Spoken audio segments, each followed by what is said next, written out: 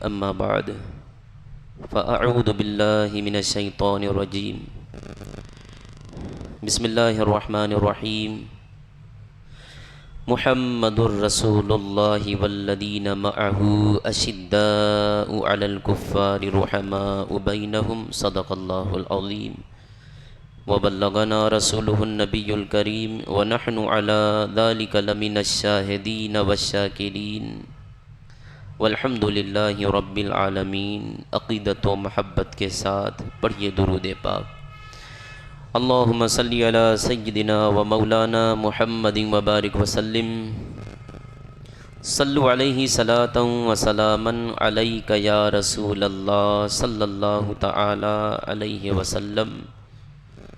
گلی کوچے وہاں کے سب در و دیوار اچھے ہیں، گلی کوچے وہاں کے سب در و دیوار اچھے ہیں، نبی کے شہر کے سب گنبد و مینار اچھے ہیں، نبی کے شہر کے سب گنبد و مینار اچھے ہیں، اور صحابہ سب کے سب اچھے ہیں، لیکن خاص کر ان میں صحابہ سب کے سب اچھے ہیں، لیکن خاص کر ان میں ابو بکر و عمر عثمان علی یہ چار اچھے ہیں، ابو بکر و عمر عثمان علی یہ چار اچھے ہیں، اور تمامی انبیاء اللہ کے محبوب بندے ہیں، تمامی انبیاء اللہ کے محبوب بندے ہیں، مگر سب انبیاء میں سید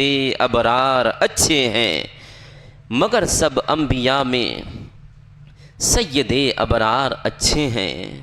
مدینہ منورہ شریف کے باہر جو مدینے کا راستہ آ رہا تھا، تپتپاتی سخت دھوپ میں ایک سواری پر سوار شخص مدینے کی طرف آ رہا تھا، اور ایک شخص زمین پر چادروں سے اپنے آپ کو اوڑھا ہوا تھا، چہرہ کھلا ہوا تھا۔ جب وہ شخص آیا، سواری پر سوار شدہ شخص، تو وہ ایک غلام تھا۔ وہ قریب آتا چلا گیا، اور جو شخص کھڑا تھا جب قریب آیا تو اس غلام نے جو سوار پر سواری کی تھی، اس کھڑے ہوئے شخص کو پہچان لیا، اور کھڑے ہوئے شخص نے کہا کہ رک جاؤ، مجھے اپنے پیچھے بیٹھا لو، مجھے مدینہ چھوڑ دو، گرمی بہت سخت ہے۔ تو وہ شخص چونکہ پہچان لیا تھا، وہ گھوڑے سے اترتا ہے اور بڑے ادب سے کہتا ہے کہ آپ سواری پر سوار ہو جائیے، میں آپ کے پیچھے بیٹھنے کے بجائے پیدل چلتا ہوں، آپ سوار ہو جائیں۔ تو اس شخص نے کہا نہیں، یہ سواری تمہاری ہے، اس لیے تم اس پہ سوار رہو گے اور میں تمہارے پیچھے بیٹھوں گا۔ الغرض غلام آگے بیٹھ جاتا ہے اور وہ شخص پیچھے بیٹھ جاتا ہے۔ جب مدینے کا بازار شروع ہوتا ہے اور مدینے کی آبادی شروع ہوتی ہے، تو لوگ دیکھتے تھے حیرانی کے عالم میں کہ ایک غلام آگے بیٹھا ہے اور آقا پیچھے بیٹھا ہے۔ عزیزان گرامی وقار، سارے اپنی کاروبار کو چھوڑ کر اس کی سواری کی طرف نگاہ اٹھاتے ہیں اور اس غلام کو حیرت سے دیکھتے ہیں، اور حیرت سے دیکھنے کی وجہ یہ تھی کہ غلام آگے بیٹھا تھا اور وقت کا امیر المومنین حضرت عمر فاروق پیچھے بیٹھے ہوئے تھے۔ یہ ان کی انکساری تھی، یہ ان کا تقویٰ تھا، یہ ان کی سادگی تھی کہ غلام کی اگر سواری ہے تو بجائے اس کو نیچے اتار کر خود سوار ہونے کے حضرت امیر المومنین اس کے پیچھے بیٹھ جاتے ہیں اور یہ دکھا دیتے ہیں کہ امام ہو، امیر المومنین ہو، مسلمانوں کا پیشوا ہو، مسلمانوں کا لیڈر ہو، مسلمانوں کا رہنما ہو تو کیسا ہونا چاہیے، جو غلام کی بھی عزت کرے، جو غلام کی بھی ریسپیکٹ کرے۔ یہی شخص امام العادلین تھے، امام المتقین تھے، حضرت عمر فاروق تھے۔ حضرت عمر فاروق رضی اللہ تعالی عنہ کی شان کا کیا کہنا، قرآن عظیم میں کئی ساری آیتیں مبارکہ ان کی شان میں نازل ہوئی ہیں۔ یہی وہ فاروق اعظم ہیں جن کے بارے میں اللہ کے حبیب صلی اللہ تعالی علیہ وسلم نے یہ دعا فرمائی ہے، اللہم اعز الاسلام بعمر بن الخطاب رضی اللہ تعالی عنہ۔ وہ نبی پاک صلی اللہ علیہ وسلم دعا کرتے ہیں کہ اے اللہ، عمر ابن خطاب کے ذریعے سے اسلام کو عزت عطا فرما، اسلام کو عزت عطا فرما۔ نبی کونین صلی اللہ تعالی علیہ وسلم نے جن کے لیے دعائیں فرمائی اور خود اللہ کے حبیب صلی اللہ تعالی علیہ وسلم نے ان کے مسلمان ہونے کے لیے دعا فرمائی ہے۔ عزیزان گرامی وقار، بہت سارے مشرکین تھے، بہت سارے کافر تھے، بہت سارے نبی کے جانی دشمن تھے، اس کے باوجود بھی اللہ کے حبیب صلی اللہ علیہ وسلم نے کسی کا نام لے کر اگر نبی پاک صلی اللہ علیہ وسلم نے اسلام میں آنے کی دعا فرمائی تو وہ دو تھے جن دونوں کا نام عمر تھا، ایک ابو جہل اور ایک عمر بن خطاب۔ دعا کرتے ہیں اللہ کے حبیب کہ اے اللہ، ان دو عمر کے ذریعے سے تیرے نزدیک جو زیادہ محبوب ہو اس کے ذریعے سے اسلام کو فراوانی عطا فرما، اس کے ذریعے سے اسلام کو عزت عطا فرما۔ اور ان دنوں اللہ کے حبیب صلی اللہ تعالی علیہ وسلم حضرت عمر کو زیادہ پسند کرتے تھے، اس لیے حضرت عمر اسلام میں داخل ہو جاتے ہیں۔ جب عمر ابن خطاب اسلام میں داخل ہوئے تو اس وقت صرف 39 لوگ مسلمان ہوئے تھے، 39 لوگ اسلام میں داخل ہوئے تھے، اور اس وقت 6 صدی کا زمانہ گزر گیا تھا۔ اللہ کے حبیب صلی اللہ علیہ وسلم نے ان کے لیے دعا فرمائی، اور عمر فاروق کے اسلام لانے سے پہلے مسلمان کفار سے ڈرتے تھے، کعبے میں نماز نہیں پڑھتے تھے، اپنے اسلام کو چھپا کے رکھتے تھے، اپنے مسلمان ہونے کو ظاہر نہیں کرتے تھے۔ لیکن جیسے ہی حضرت عمر اسلام لاتے ہیں تو کفاروں میں خلبلی مچ جاتی ہے، اور اسلام لانے کا جو واقعہ ہے آپ نے بہت ساری تقریروں میں سماعت فرمائی، لیکن یہ روایت آپ سنتے چلیں کہ جب حضرت عمر اسلام میں داخل ہوتے ہیں تو لوگوں سے پوچھتے ہیں، ان لوگوں سے جو مسلمان تھے، اور ان سے پوچھتے ہیں کہ بتاؤ کہ اس وقت مکے میں سب سے زیادہ چگل خوری کرنے والا کون ہے، سب سے زیادہ باتوں کو پھیلانے والا کون ہے، سب سے زیادہ باتوں کا ادھر ادھر کرنے والا کون ہے؟ تو لوگوں نے نام بتایا کہ فلاں شخص ایسا ہے جو بڑی چگلی کرتا ہے۔ تو حضرت عمر اس کے پاس جاتے ہیں، اور جانے کے بعد کہتے ہیں کہ میں اسلام میں داخل ہو چکا ہوں، میں مسلمان ہو چکا ہوں، لہٰذا میرے مسلمان ہونے کی خبر کسی کو مت دینا۔ انہوں نے بتایا کہ کسی کو بتانا نہیں ہے، کسی کو میرے اسلام لانے کی خبر دینی نہیں ہے، لیکن چونکہ اس کی عادت تھی چغل خوری کرنے کی تو وہ اٹھا۔ اس وقت لوگ لنگی پہنتے تھے، صرف بغیر سلی ہوئی لنگی کو باندھ لیا کرتے تھے، اب سلی ہوئی لنگی پہنی جاتی ہے۔ تو وہ شخص ایسی حالت میں اٹھا کہ اس کے لنگی کا ایک کنارہ اس کے کاندھے پر تھا، اور اسی طرح لڑکھڑاتے ہوئے دوڑتے ہوئے چلانے لگتا ہے، عمر دین سے منحرف ہو گیا، عمر دین سے پھر گیا ہے، عمر اپنے دین سے پھر گیا ہے۔ تو حضرت عمر نے کہا کہ تم جھوٹ بول رہے ہو، میں دین سے پھرا نہیں ہوں، بلکہ میں نے اسلام قبول کر لیا ہے، میں نے ایمان قبول کر لیا ہے، لہٰذا تم اس طریقے سے۔ وہ چلانا شروع کرتا ہے تو کفار آتے ہیں، اس میں کچھ لڑائیاں ہوتی ہیں، کچھ باتیں ہوتی ہیں، پھر مسلمانوں کو ایک تقویت مل جاتی ہے، مسلمانوں کو ایک طاقت مل جاتی ہے۔ وہ مسلمان جو عمر ابن خطاب کے اسلام لانے سے پہلے خانے کعبہ میں عبادت نہیں کرتے تھے، اپنے اسلام کو چھپا کے رکھتے تھے۔ اب حضرت عمر اسلام لا چکے ہیں، 18 آدمی کو ادھر کھڑا کرتے ہیں، 18 آدمی کو ادھر کھڑا کرتے ہیں، اور ایک کے امیر حمزہ ہو جاتے ہیں، دوسرے کے امیر حضرت عمر فاروق ہو جاتے ہیں، تلواریں اٹھا لیتے ہیں اور پھر کہتے ہیں مکے کے قریشیوں سے اور مکے کے کافروں اور مشرکوں سے، آؤ اگر کسی کو اپنی بیوی کو بیوہ کرنا ہے تو میرے سامنے آؤ، اگر کسی کو اپنے بچوں کو یتیم کرنا ہے تو مجھ سے مقابلہ کر لیں۔ سارے پیچھے ہٹ جاتے ہیں۔ صحابہ کہتے ہیں عمر کے اسلام لانے سے پہلے کوئی خانے کعبہ میں سجدہ نہیں کرتا تھا، لیکن عمر اسلام کیا لائے کہ سب خانے کعبہ میں نماز پڑھنا شروع کر دیتے ہیں اور بلند آواز سے قرآن کریم کی تلاوت کرنا شروع کرتے ہیں۔ کون؟ عمر فاروق۔ وہ عمر فاروق کہ جب فاروق اعظم اسلام لاتے ہیں تو مشرکوں میں ہلبلی مچ جاتی ہے اور کھلبلی مچ جاتی ہے۔ وہ کہنے لگتے ہیں کہ اب دین آدھا آدھا ہو گیا، یعنی آدھے لوگ مسلمان ہو گئے، حالانکہ صرف 40 لوگ ابھی مسلمان ہوئے،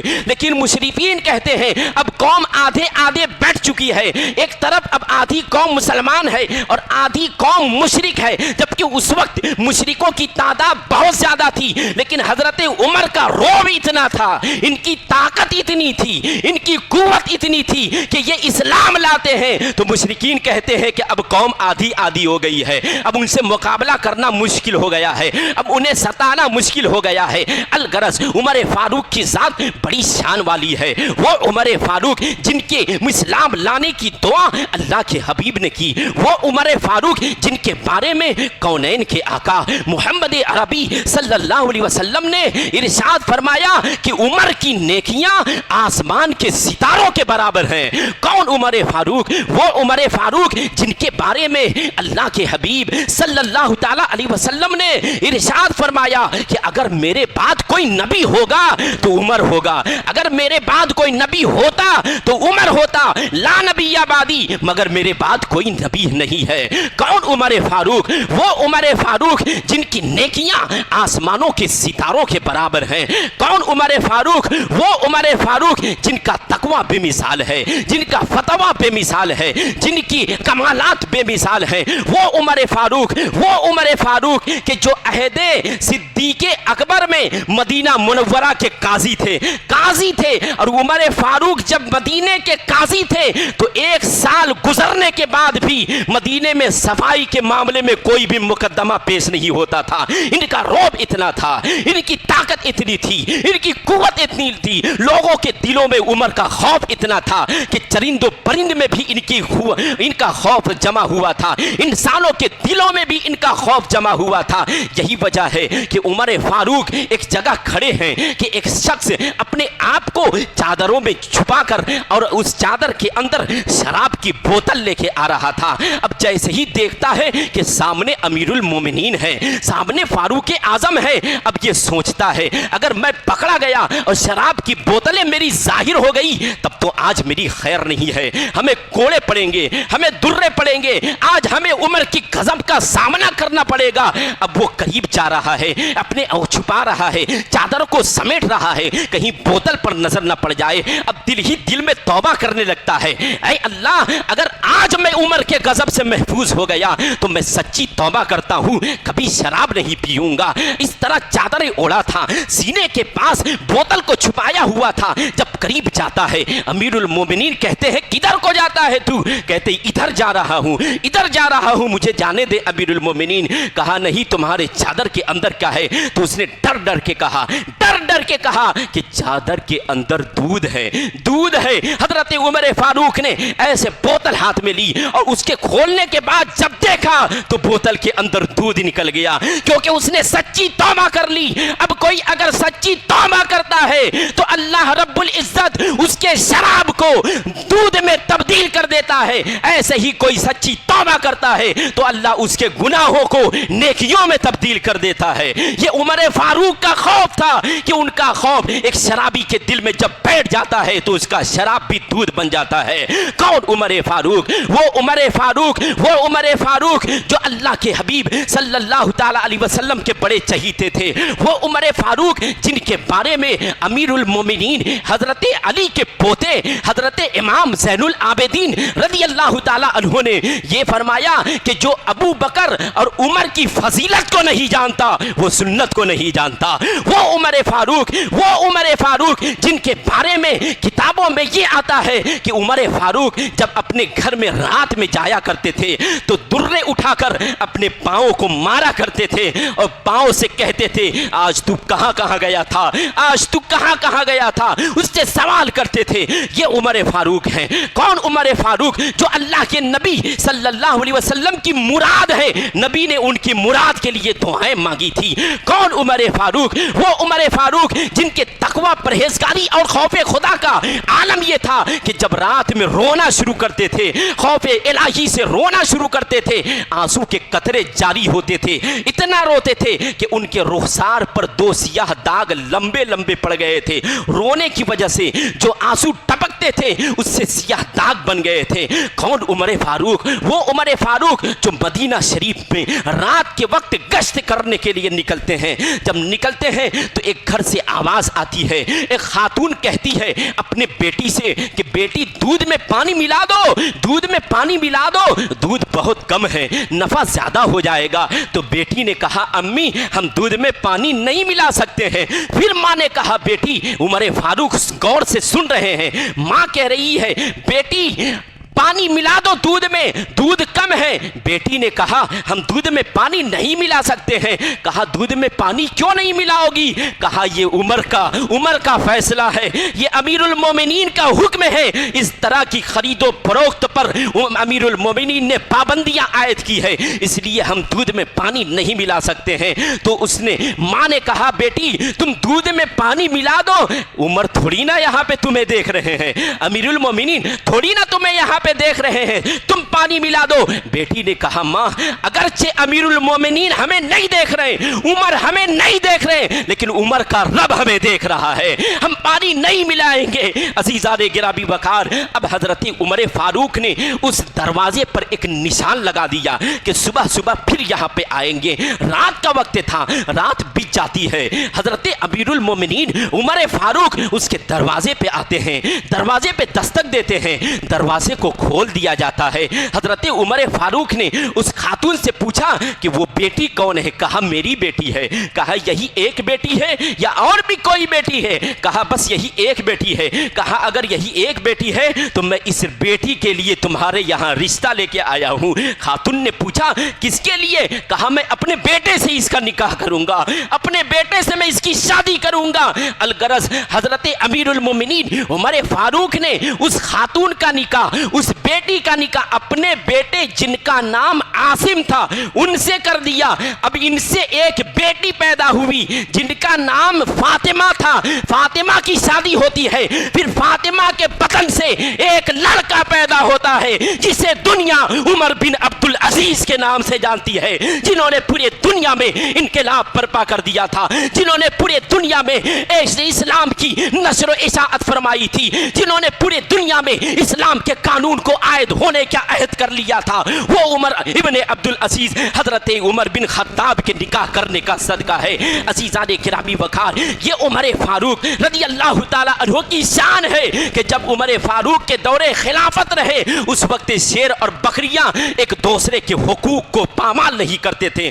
اور ایک بکری دوسرے کا غذا دوسرے کے کھانے کو نہیں دیکھتی تھی, یعنی نہیں کھاتی تھی. اور اگر کسی کے باغ کی بکری ہوا کرتی تھی تو دوسرے باغ کے چارہ کو نہیں چلا کرتی تھی. یعنی کہ عمر کے خوف جانوروں کے اندر بھی موجود تھے اور عمر کا روب جانوروں کے اندر بھی موجود تھا, اور جانور چرند و پرند اور پیڑ پودے دریا وغیرہ بھی عمر کو پہچانا کرتے تھے, اور جنات بھی عمر کو پہچانا کرتے تھے. اور ان کے روب کا یہ عالم تھا کہ جنات بھی حضرت عمر کے سامنے پست ہو جایا کرتے تھے. عزیزان گرامی وقار, یہ حضرت عمر فاروق ہیں. عمر فاروق کے دور خلافت میں 3000 سے زائد شہر فتح ہوئے تھے. اتنا روب تھا, اس وقت فتوحات کا زمانہ چل رہا تھا, اور 36,000 قصبے 3000 شہر فتح ہوئے تھے. ساتھ ہی حضرت امیر المومنین عمر فاروق نے اپنی دور خلافت میں 3000 5 وقتہ نماز کے لیے مسجدیں تعمیر فرمائی تھی. کتنی اہم بات ہے, اپنی دور خلافت میں صرف 3000 5 وقتہ مسجد اور 900 جامع مسجد کی تعمیر فرمائی تھی، بہت بڑا دین کا کام کیا، اور اللہ کے حبیب صلی اللہ تعالیٰ علیہ وسلم نے حدیث میں بتا دیا تھا کہ عمر کے ذریعے سے اسلام کو عزت ملے گی، عمر کے ذریعے سے اسلام کو وقار ملے گا، عمر کے ذریعے سے اسلام کو شان و شوکت ملے گی، اور یہی عمر فاروق ہے جن کے عدل و انصاف کا چرچا ہونے لگا۔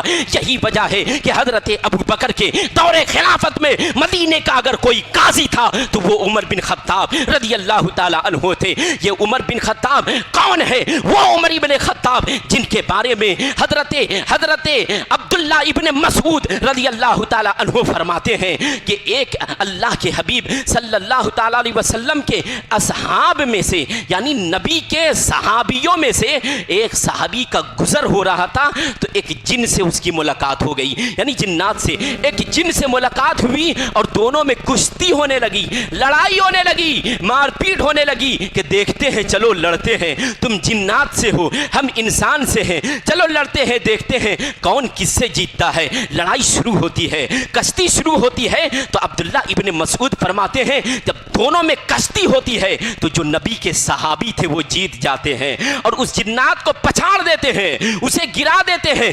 جبکہ جنات موٹے قسم کا تھا اور بڑے بھارے وزن کا تھا، اس کے باوجود بھی نبی کے صحابی نے اسے پچھاڑ دیا۔ حضرت عبداللہ ابن مسعود پھر آگے کی حدیث میں ارشاد فرماتے ہیں کہ پھر اس صحابی نے اس جنات سے کہا کہ تم جنات بڑے کمزور ہوتے ہو، تم جنات بڑے پتلے ہوتے ہو، تم جنات بڑے دبلے ہوتے ہو، تمہارے پیر کتے کے پیر کی طرح، یعنی پتلے دبلے کتے کے پیر کی طرح ہوا کرتے ہیں، تم مجھ سے مقابلہ نہیں کر سکتے ہو۔ تو اس جنات کو اب غصہ آتا ہے، کہتا ہے کہ چلو ایک بار اور لڑ کے دیکھ لو، اگر اس بار تم نے مجھے پچھاڑ دیا، اس بار اگر تم نے مجھے گرا دیا، اس بار اگر تم نے مجھے زمین بوس کر دیا، تو میں تمہیں ایک ایسی چیز بتاؤں گا جس سے تمہارا بہت فائدہ ہوگا۔ عزیزان گرامی وقار، اب پھر دوبارہ لڑائی شروع ہوتی ہے۔ جب دوبارہ لڑائی شروع ہوتی ہے پھر اللہ کے نبی صلی اللہ تعالی علیہ وسلم کے صحابی نے جنات کو دوبارہ پٹک دیا۔ اب اس سے کہا بتاؤ،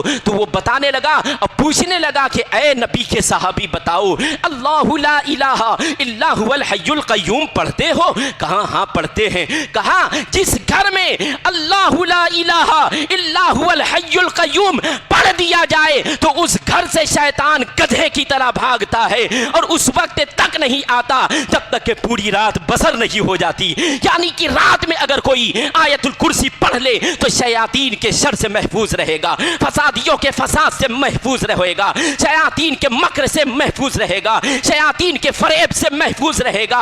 عزیزان گرامی وقار، اب وہ شخص وہاں سے غائب ہوتا ہے۔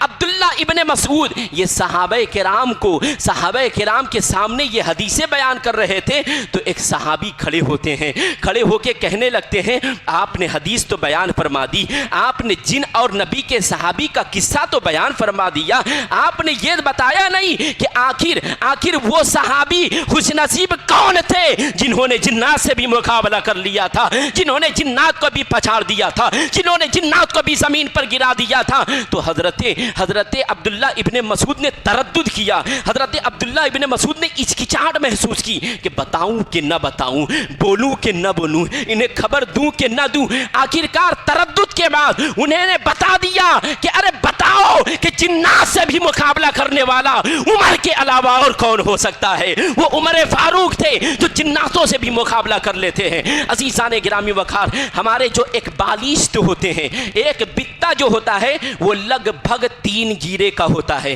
ہمارا جو بتا ہوتا ہے وہ 3 گیرے کا ہوتا ہے، اور حضرت امیر المومنین فاروق اعظم کا صرف فاروق اعظم کی یہ 4 انگلیاں ایک بتے کی تھی، ایک بتے کی 4 انگلیاں تھی، بڑے لمبے قسم کے تھے، بڑے طویل قد کے تھے حضرت عمر فاروق، کہ ہزاروں کی اور لاکھوں کی محفل میں اگر کھڑے ہو جاتے تو ان کا سر مبارک دکھائی دیتا تھا۔ حضرت عمر فاروق رضی اللہ تعالی عنہ کی شان وہ شان ہے کہ کئی مرتبہ اللہ کے حبیب صلی اللہ تعالی علیہ وسلم نے انہیں اس دنیا میں جنتی کی بشارت دی ہے، ان کے جنت میں جانے کی بشارت دی ہے۔ ایک مرتبہ حضرت عبداللہ ابو موسیٰ اشعری رضی اللہ تعالی عنہ ارشاد فرماتے ہیں کہ ہم مدینہ شریف میں ایک باغ میں گئے، اللہ کے نبی صلی اللہ تعالی علیہ وسلم ساتھ میں تھے، نبی پاک صلی اللہ علیہ وسلم کے ہاتھ میں ایک چھوٹی سی چھڑی تھی، ایک چھوٹی سی لکڑی تھی، اور پیارے آقا کریم صلی اللہ تعالیٰ علیہ وسلم اپنے اس لکڑی سے زمین کو کورید رہے تھے، زمین کو کھرچ رہے تھے۔ اتنے میں کوئی شخص دروازے کے باغ پر دستک دیا تو نبی پاک صلی اللہ تعالیٰ علیہ وسلم نے فرمایا دستک دینے والے کو جنت کی بشارت دے دو، یعنی دروازے پہ جو شخص دروازے پہ جو شخص دستک دے رہا ہے وہ جنتی ہے۔ حضرت عبداللہ ابن ابو موسیٰ اشعری کہتے ہیں جب میں نے دروازے کو کھولا تو دیکھا کہ ابو بکر صدیق ہیں، وہ اندر آ جاتے ہیں۔ پھر کچھ دیر کے بعد اللہ کے حبیب صلی اللہ تعالیٰ علیہ وسلم نے دستک کی آواز سنی، پھر فرمایا کہ جاؤ دیکھو دروازے پہ جو دروازہ کھٹکھٹ آ رہا ہے، دستک دے رہا ہے، وہ بھی جنتی ہے۔ اب حضرت ابو موسیٰ اشعری جا کے دروازہ کھولتے ہیں تو دیکھتے ہیں کہ فاروق اعظم تشریف لے آئے ہیں۔ عزیزان گرامی وقار، اس کے علاوہ ایک روایت جو ابو داؤد شریف کی ہے، اس میں اللہ کے نبی صلی اللہ علیہ وسلم نے ایک ہی مجلس میں 10 صحابہ کرام کو جنت میں جانے کی بشارت دی تھی، اور یہ فرمایا تھا ابو بکر فی الجنہ، عمر فی الجنہ، عثمان فی الجنہ، علی فی الجنہ، کہ ابو بکر جنتی ہیں، عمر جنتی ہیں، عثمان جنتی ہیں، علی جنتی ہیں، طلحہ جنتی ہیں، سعد جنتی ہیں، سعید جنتی ہیں، ابو طلحہ جنتی ہیں، عبد الرحمن ابن عوف جنتی ہیں۔ عزیزان گرامی وقار، 10 صحابہ کرام کا نام لیا اور میرے امام نے یہ کام کیا کہ وہ 10 جن کو جنت کا مژدہ ملا، اس مبارک جماعت پہ لاکھوں سلام۔ اور حضرت علامہ شرف الدین بوصیری فرماتے ہیں کہ سعد، سعید، زبیر، طلحہ و ابی عبیدۃ وابن عوف عاشر الکرمی، ثم الرضا عن ابی بکر وعن عمر وعن علی وعن عثمان ذی الکرمی۔ یہ 10 صحابہ کرام ہیں جن کو اللہ کے حبیب صلی اللہ علیہ وسلم نے ایک ہی مجلس میں جنتی کی بشارت دی تھی، جنت میں جانے کی بشارت دی تھی۔ اس کے باوجود اللہ کے حبیب صلی اللہ علیہ وسلم کا ایک خواب بہت مشہور ہے۔ نبی کا جو خواب ہوتا ہے وہ وحی الہی ہوتی ہے۔ ہمارے خواب جھوٹے ہو سکتے ہیں، ہمارے خواب کچے ہو سکتے ہیں، نبی کا خواب سچا ہے، نبی کا خواب سچا ہے، نبی کا خواب اللہ کا وحی، اللہ کی طرف سے وحی الہی ہوا کرتی ہے۔ تو نبی پاک صلی اللہ تعالیٰ علیہ وسلم نے خواب دیکھا۔ حضور فرماتے ہیں کہ میں نے خواب دیکھا کہ قیامت برپا ہو چکی ہے، اس کے بعد جنت کی میں نے سیر کی تو جنت میں میں نے ایک بہت خوبصورت محل کو دیکھا۔ جب خوبصورت محل کو دیکھا تو میں نے پوچھا کہ یہ خوبصورت محل کس کے لیے ہے، کس کے لیے ہے؟ تو جواب ملا کہ یہ عربی کے لیے ہے، یعنی عرب کا کوئی شخص ہے اس کے لیے ہے۔ تو نبی نے فرمایا انا العربی، میں بھی تو عربی ہوں، کیا یہ میرے لیے ہے؟ تو انہوں نے کہا نہیں نہیں، جس شخص کا یہ محل ہے، جس شخص کا یہ قصر ہے وہ قبیلہ قریش سے ہے۔ نبی نے فرمایا القرشی، میں بھی تو قریشی ہوں۔ تو اس شخص نے کہا، جواب دینے والے نے کہا کہ یہ قریشی تو ضرور ہے لیکن یہ محمد نہیں ہے، یہ امت محمد سے ہے۔ نبی پاک صلی اللہ تعالی علیہ وسلم نے کہا، نبی پاک سے کہا کہ اللہ کے حبیب صلی اللہ علیہ وسلم سے کہ یہ آپ کی امت کا ایک شخص ہے جس کا یہ محل ہے، وانت محمد، اور آپ تو خود ہی محمد ہیں، یہ تو آپ کی امت کے ایک فرد کا ہے۔ تو فرمایا مسمہ، اس کا نام کیا ہے بتا دو؟ تو اس نے نام بتایا کہ جس کا یہ محل ہے وہ عمر بن خطاب ہے، یعنی عمر بن خطاب کے محل کو اللہ کے نبی صلی اللہ علیہ وسلم نے جنت میں دیکھا ہے۔ اور پھر ایک روایت میں یہ ہے کہ نبی کونین صلی اللہ تعالی علیہ وسلم جب معراج کی رات میں گئے تھے تو ایک عورت کو وہاں پہ وضو کرتے ہوئے دیکھا تھا، اور اس عورت سے پوچھا تھا کہ یہ محل کس کا ہے؟ تو اس عورت نے بتایا تھا حضرت عمر فاروق کے بارے میں۔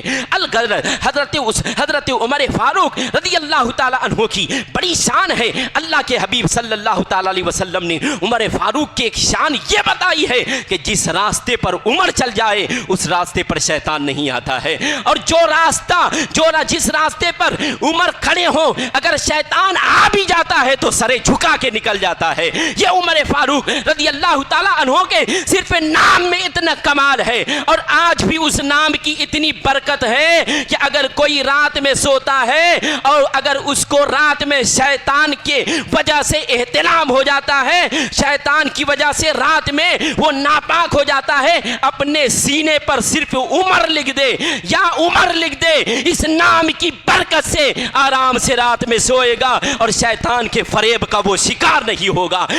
بڑے بڑے علماء کرام نے، یہاں تک کہ حضرت علامہ سید آل حسنین میاں ماہروی نے اپنی معتبر کتاب میں اسے نوٹ فرمایا ہے کہ جو عمر کے نام کو اپنے سینے پر لکھ لکھ کر کے سو جائے تو اسے احتلام نہیں ہوگا۔ عمر کے نام میں اتنی طاقت ہے، عمر کے نام میں اتنی قوت ہے کہ صرف نام عمر لے لیا جائے تو وہ شیطان چاہے انسانی شکل میں ہو یا شیطانی شکل میں ہو وہاں سے بھاگ جاتا ہے۔ ایک حدیث کا مفہوم یہ بھی ہے کہ اللہ کے نبی صلی اللہ تعالیٰ علیہ وسلم نے ارشاد فرمایا انی لانظر للشیطان من الانس والجن، کہ میں انسان اور شیطان کے انسان اور جنات کے قسم کے جتنے بھی شیطانی قسم کے لوگ ہیں، چاہے وہ انس سے ہوں، چاہے وہ جنس سے ہوں، چاہے وہ انس سے ہو، چاہے وہ جنات کے قسم سے ہو، جب نام عمر آتا ہے یا حضرت عمر کا گزر ہوتا ہے اس سے وہاں پہ بھاگ جاتا ہے۔ اس طریقے کی ایک روایت ہے کہ جہاں پہ منافقین ہوتے، اگر عمر فاروق وہاں ہوتے منافقین وہاں سے بھاگ جاتے تھے۔ جو عورتیں گانا وغیرہ بجاتی اگر عمر فاروق آتے تو وہاں سے بھاگ جایا کرتے۔ عزیزان گرامی وقار، حضرت عمر فاروق رضی اللہ تعالی عنہ کا بڑا رعب تھا۔ حضرت عمر فاروق کے دور خلافت میں بہت سارے شہر فتح ہوئے اور ان کے دور میں لگ بھگ 300 قلعہ فتح کیا گیا تھا۔ ایک قلعہ فتح کرنا یہ معمولی بات نہیں، اس میں 50 صحابہ 50 تابعین کی جانیں چلی جاتی تھی، نہ جانے کتنے لوگ اس میں شہید ہو جایا کرتے تھے، اور 300 قلعے کو فتح کرنا یہ کوئی معمولی بات نہیں ہے۔ ایک قلعے کے ضمن میں کئی قصبے آتے تھے، ایک قلعے کے ضمن میں کئی شہر آتے تھے۔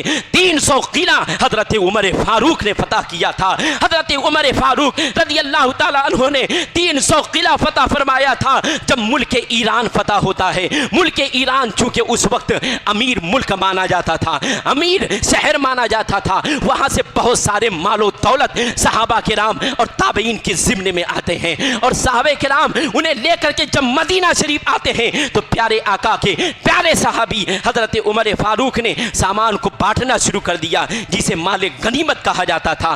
جہاد سے آتے تھے، جو مال لے کے آتے تھے اسے مال غنیمت کہا جاتا ہے۔ مال غنیمت کو بانٹا تو اس ایران جب فتح ہوا تھا تو اس میں قیدی بھی لوگ ہوتے تھے، تو وہاں کا جو بادشاہ تھا، بادشاہ کی جو بیٹی تھی اس بیٹی کو بھی قید کر لیا گیا تھا، قیدی بنا کے اسے مدینہ لایا گیا تھا۔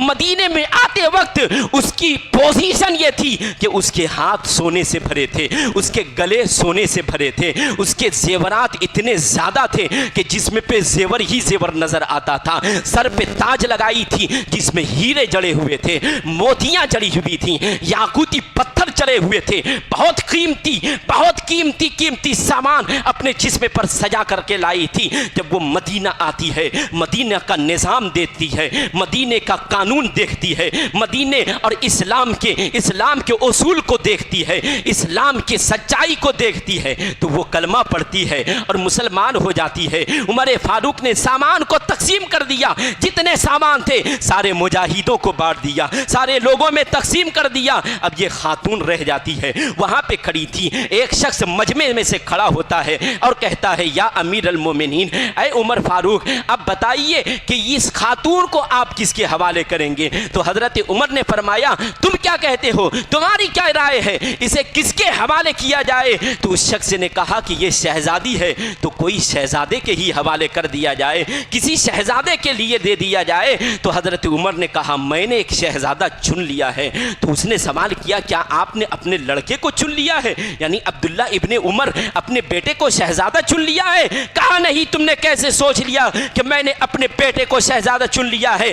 میری نظر میں، میری نگاہ میں اگر کوئی شہزادہ ہے تو وہ علی اور فاطمہ کا بیٹا حسین ہے، حسین کو بلایا جائے۔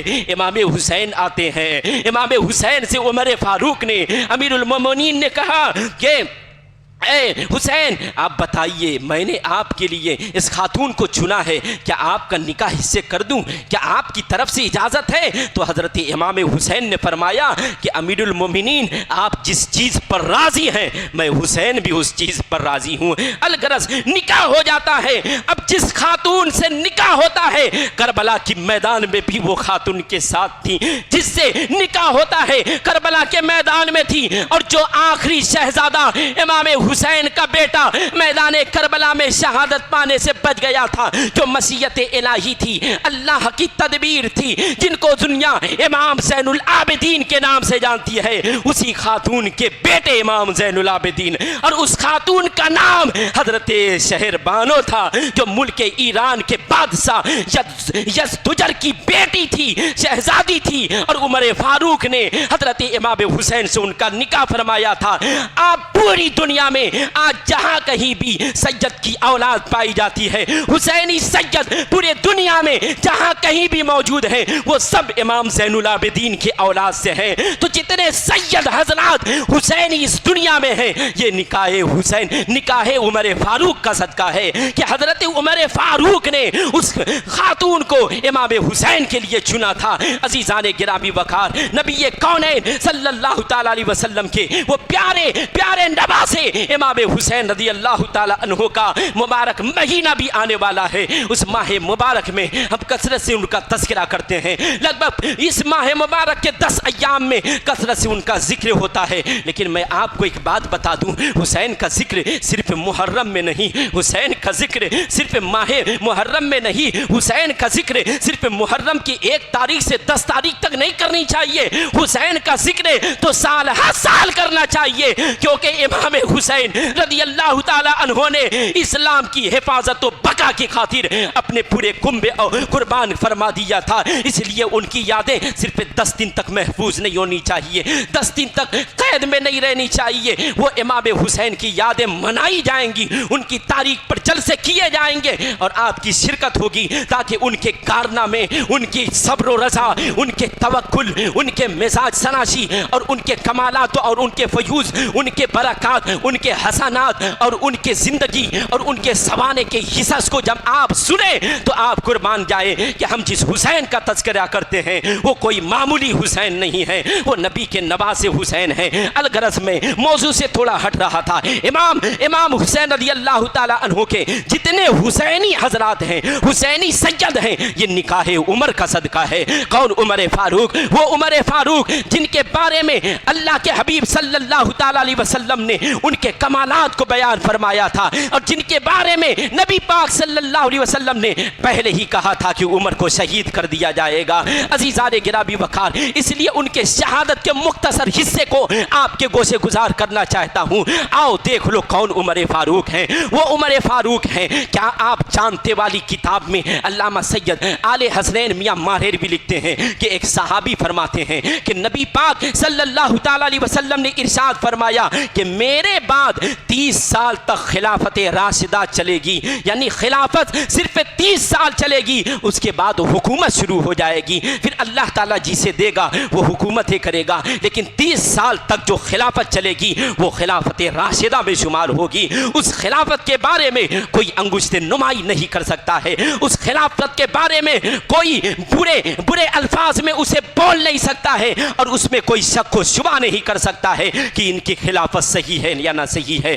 اس خلافت کے بارے میں کوئی شک نہیں کر سکتا ہے۔ اب فرماتے ہیں کہ 30 سال تک خلافت چلے گی، جب یہ نبی نے فرمایا تو ہم نے جوڑا، تو اس میں جوڑا تو 2 سال تک حضرت ابو بکر، 10 سال تک حضرت عمر، 12 ہو گیا، 12 سال تک حضرت عثمان غنی کے دور خلافت 24 ہو گیا، اور 6 سال مولا علی کی خلافت، اب یہ ہو گیا 30، اور اس کے بعد جو خلافت چلی وہ حکومت میں تبدیل ہو جاتی ہے، قتل و غارت شروع ہو جاتی ہے، امن اور چین کو چھین لیا جاتا ہے۔ اب آئیے حضرت ابو بکر صدیق رضی اللہ تعالی عنہ کی خلافت کے بعد حضرت عمر فاروق کی دور خلافت جب 10 سال تک چل جاتی ہے، اور شہادت سے کچھ دن پہلے ہی پیارے آقا کریم صلی اللہ تعالی علیہ وسلم کے پیارے صحابی کو یہ احساس ہونے لگا، جو اچھے ہوتے ہیں انہیں موت کی بھی خبریں پتہ چل جاتی ہیں کہ میری موت قریب ہو رہی ہے، انہوں نے روزہ رکھنا شروع کر دیا۔ حضرت عمر فاروق رضی اللہ تعالی عنہ 26 ذی الحجہ کو جمعہ کے دن 23 ہجری میں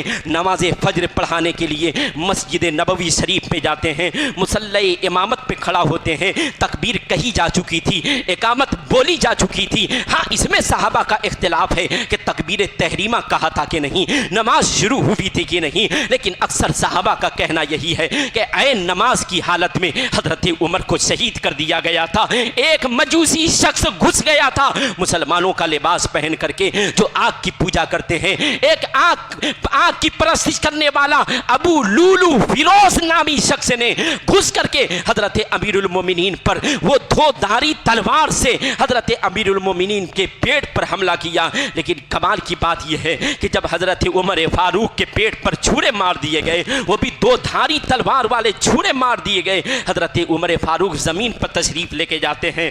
हजरत उमर फारूक ने अब्दुर्रहमान इब्ने औफ से फरमाया कि नमाज को जारी कर दिया जाए। अबू लूलू भाग रहा था, भागते वक्त भी क्योंकि नमाज की हालत में सहाबा किराम थे, सहाबा किराम उस हालत में थे, वो भाग रहा था। अब उसे पकड़ना चाहे वो अंधाधुन वार करना चाहा, जिसकी वजह से और भी सहाबा उस वक्त शहीद हो गए थे। मस्जिद खून से रंग गया था।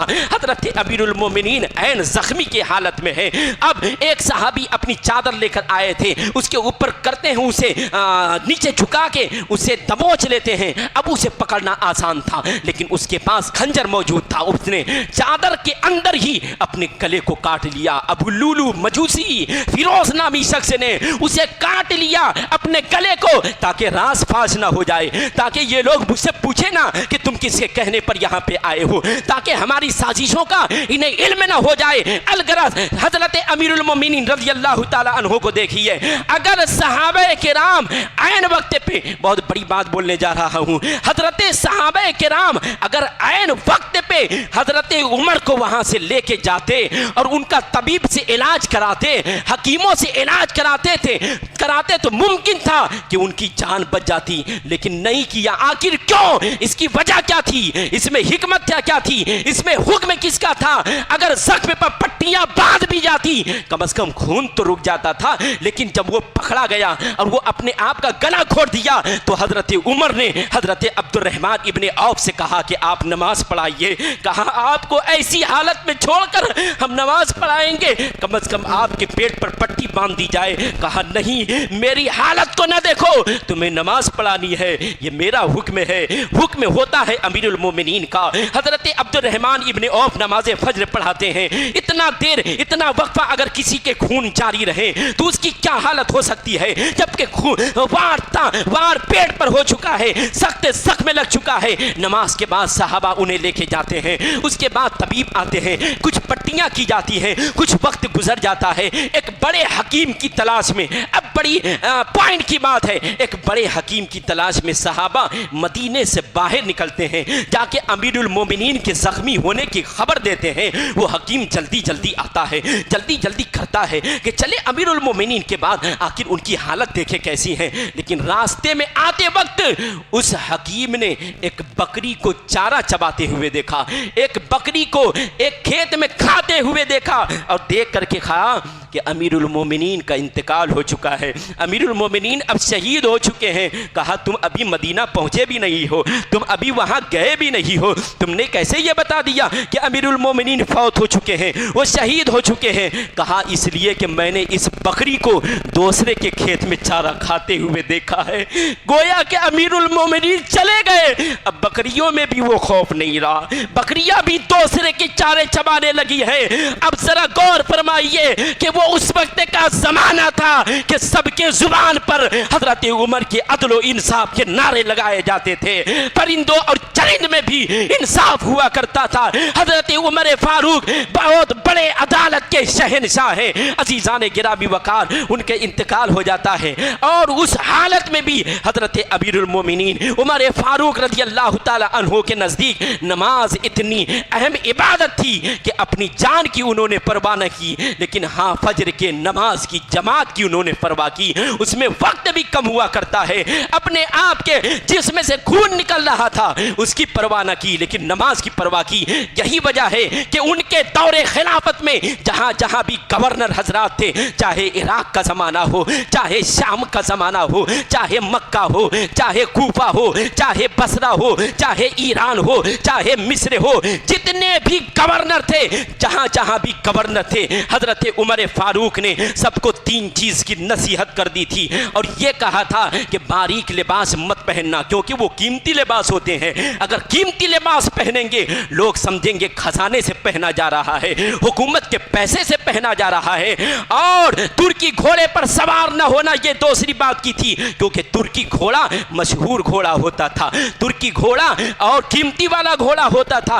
और साथ में फरमाया कि जब से गवर्नर बने हो उस वक्त से लेकर गवर्नरी खत्म होने तक तुम्हारी जायदाद नहीं बढ़नी चाहिए, तुम्हारी जमीन नहीं बढ़नी चाहिए। तुम्हारे जायदाद में अगर इजाफा होगा तो कौम समझेगी कि ये हुकूमत का पैसा है, कौम ये समझेगी ये मुसलमानों का पैसा है, कौम ये समझेगी ये माल गनीमत का पैसा है, कौम ये समझेगी कि ये बैतुल माल का ये पैसा है। तो जिसकी हुकूमत में इस तरह के कानून हो उसके गवर्नर भी बड़ी आलीशान होते हैं, बड़े बेमिसाल होते हैं। वो उमर फारूक की अदालत थी, वो उनकी अदालत थी कि किसी ईसाई अंग्रेज ने कहा था कि एक और उमर दुनिया में आ जाता तो पूरी दुनिया में अदलो इंसाफ का बोल बाला हो जाता। अजीजान गिरामी वकार साथ ही अपने गवर्नरों को ये कहते थे कि नमाज तुम्हारे नजदीक सबसे अहम होनी चाहिए, अगर तुमने नमाज की हिफाजत नहीं की तो ये गवर्नरी कोई काम की नहीं है, ये पैसे किसी काम के नहीं है। अगर तुम नमाज की हिफाजत करोगे और उस पर हमेशगी बरतोगे तभी तो तुम कामयाब होगे। वो उमर फारूक का जमाना था कि मुसल्ले पर लाश पड़ी है, मस्जिद में खून बह रहा है, फिर भी नमाज उनके नजदीक इतनी अहम थी। लेकिन आज जरा देख लें कि हमारी हालतें कैसी होती जा रही हैं। उस वक्त सहाबे किराम मस्जिद में नमाजी ज्यादा और मस्जिदें छोटी पड़ जाती थी, आज मस्जिदें बड़ी होती जा रही है, नमाजियों में कसर पैदा होता जा रहा है, नमाजियों में कमी पैदा होती जा रही है। अजीजान गिरामी वकार फरमाते हैं उमर फारूक उस वक्त तक इंसान कामयाब नहीं हो सकता, चाहे वो दुनियावी सतह पर हो, चाहे वो दुनियावी सतह पर हो, उस वक्त तक कामयाब नहीं हो सकता जब तक कि अल्लाह की बंदगी वो ना करे, जब तक कि वो अल्लाह की बंदगी ना करे। हजरत सैयदना उमर फारूक रज़ी अल्लाह ताला अन्हु ने अपनी नमाज की हिफाजत फरमाई, फिर वो शहीद कर दिए जाते हैं। अजीजान गिरामी वकार जब उनकी शहादत हो जाती है तो हजरत अबू बकर सिद्दीक रोज़े रसूल में तदफीन हो चुके थे, यानी उनका इंतकाल 2 साल पहले हो चुका था।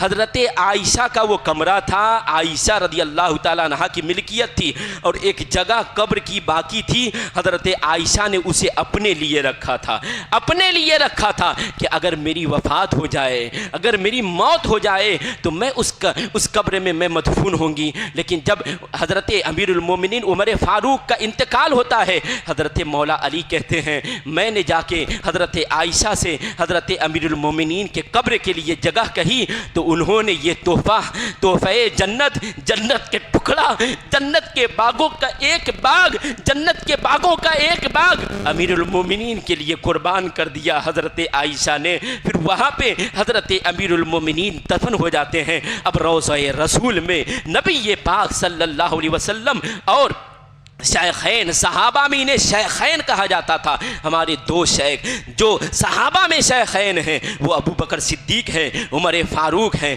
जो मुहद्दिसीन में शेखैन हैं इमाम बुखारी हैं, इमाम मुस्लिम हैं। और इसके साथ जो शेखैन फ़िक़ह के जो शेखैन हैं वो इमाम आज़म हैं और इमाम यूसुफ हैं। अज़ीज़ान गिरामी वकार नबी कौनैन सल्लल्लाहु ताला अलैहि वसल्लम ने जिनके लिए ये फरमाया है कि उमर इब्नुल खत्ताबी सिराजु अहलिल जन्ना, कि उमर बिन खत्ताब जन्नती लोगों के लिए चराग की तरह हैं। ये हज़रत उमर जो हमारे लिए जन्नत में मिसले चराग के होंगे।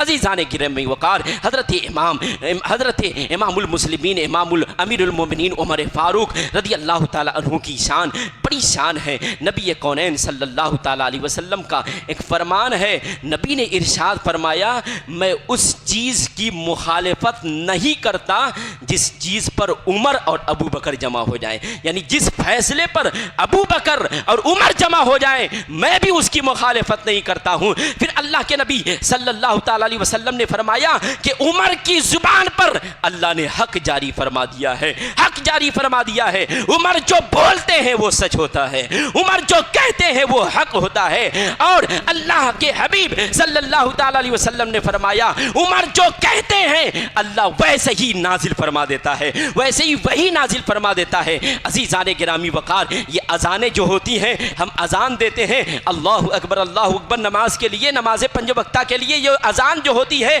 یہ کہاں سے آئی ہے؟ قرآن میں کہیں اذان ہے آپ نے پڑھا ہے؟ نہیں ہے۔ تو پھر یہ اذان کیسے نافذ ہوئی ہے؟ صحابہ کرام میں مشورہ ہوا کہ 5 وقت کی نماز ہے، نبی پاک موجود ہیں، 5 وقت کی نماز ہے، نماز کے لیے لوگوں کو کیسے بلایا جائے؟ تو کہا کہ پہلے اعلان کر دیا جائے گا اونچی جگہ پہ چڑھ کے کہ فجر کے نماز کا وقت ہو گیا ہے، یا آگ جلا دیے جائیں گے، لوگ دھواں دیکھ کے آ جائیں گے، سمجھ جائیں گے نماز کا وقت ہو گیا ہے۔ تو کسی نے کہا کہ نکارے بجا دیے جائیں، بڑے ڈھول بجا دیے جائیں، جس سے لوگ سمجھیں گے کہ ہاں نماز کا وقت ہو گیا ہے۔ عزیزان گرامی وقار، اس کے بعد اللہ کے حبیب صلی اللہ علیہ وسلم نے محفل کو برخاست کیا، صحابہ چلے جاتے ہیں۔ دوسرے دن محفل ہوتی ہے، حضرت عمر فاروق کھڑے ہوتے ہیں، کہتے ہیں یا رسول اللہ، میں نے خواب دیکھا ہے کہ نماز کے لیے ہمیں جن کلمات کو چننا چاہیے وہ ہے اللہ اکبر اللہ اکبر اللہ اکبر اللہ اکبر، اشہد ان لا الہ الا اللہ، اشہد ان لا الہ الا اللہ، اشہد ان محمد رسول اللہ، اشہد ان محمد رسول اللہ، حی علی الصلاۃ حی علی الصلاۃ حی علی الفلاح حی علی الفلاح، اللہ اکبر اللہ اکبر، لا الہ الا اللہ۔ ان کے خواب کو نبی نے بہت پسند فرمایا، کہا عمر فاروق نے جو خواب دیکھا ہے یہی اذان نماز کے لیے مقرر کر لیا جائے۔ آج پوری دنیا میں جو اذان دی جاتی ہے یہ عمر بن خطاب کے خواب کا صدقہ ہے۔ جن کے خواب اتنے اچھے ہوتے ہوں، جن کے خواب اتنے اچھے ہوں، جن کے خواب اتنے اچھے ہوں، ان کے کام کتنے اچھے ہوں گے۔ عزیزان گرامی وقار، ان کے صدقے میں اللہ نے ہمیں بہت کچھ عطا فرمایا ہے۔ عزیزان گرامی وقار، حضرت عمر فاروق رضی اللہ تعالی عنہ کے دور خلافت میں مسلمان بڑے امن سے رہتے تھے، بڑے شانتی سے رہتے تھے۔ حضرت عمر فاروق رضی اللہ تعالی عنہ کا بڑا یہ رعب ہوا کرتا تھا، اس کے باوجود بھی، اتنے کمال ہونے کے باوجود بھی، اتنے سخت مزاج ہونے کے باوجود بھی، کیونکہ اللہ کے حبیب صلی اللہ علیہ وسلم نے ارشاد فرمایا کہ میری امت میں سب سے زیادہ نرم دل اور رحم دل حضرت ابو بکر ہیں، اور میری امت میں تعمیل خدا کے لیے یعنی اللہ کے حکم کی تعمیل کے لیے سب سے زیادہ سخت عمر بن خطاب ہے۔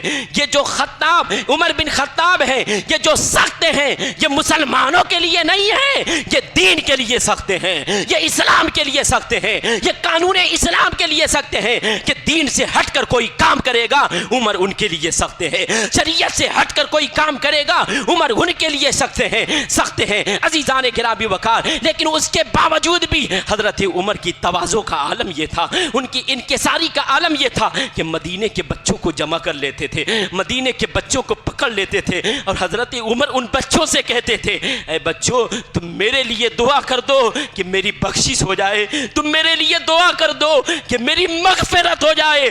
وقت کا امیر المومنین بچوں سے دعائیں اس لیے کروا رہا ہے کہ مختار کائنات نے فرمایا ہے کہ بچوں کی دعا قبول ہوتی ہے، اس لیے بچوں سے اپنی بخشش کے لیے دعائیں کروا رہے ہیں۔ یہ وہ دعا کروا رہا ہے جن کو کئی محفل میں اللہ کے نبی نے جنتی کی بشارت دی ہے، جن کے بارے میں نبی کونین نے یہ فرمایا ہے کہ ساری امت میں محدث ہوا کرتے ہیں، اب میری امت کا کوئی محدث ہے تو وہ عمر بن خطاب ہے۔ محدث اسے کہتے ہیں جس پر الہام ربانی نازل ہوتا ہے، یعنی اللہ کی طرف سے الہام نازل ہوتا ہے، اسے محدث کہتے ہیں۔ اور نبی فرماتے ہیں میری امت کا کوئی محدث ہے تو وہ عمر بن خطاب ہے۔ اور پھر اللہ کے حبیب نے ایک حدیث میں یہ ارشاد فرمایا کہ جنت میں جو متوسط قسم کے انسان ہوں گے، متوسط العمر، جن کی عمر نہ بڈھے کی سی ہوگی نہ بچوں کی سی ہوگی، ان کے سردار عمر بن خطاب ہوں گے۔ عزیزان گرامی وقار، بڑی شان اللہ کے حبیب صلی اللہ تعالی علیہ وسلم نے بتلائی ہے۔ وقت کافی ہو گیا ہے، اپنی بات کو یہیں پہ ختم کرتا ہوں۔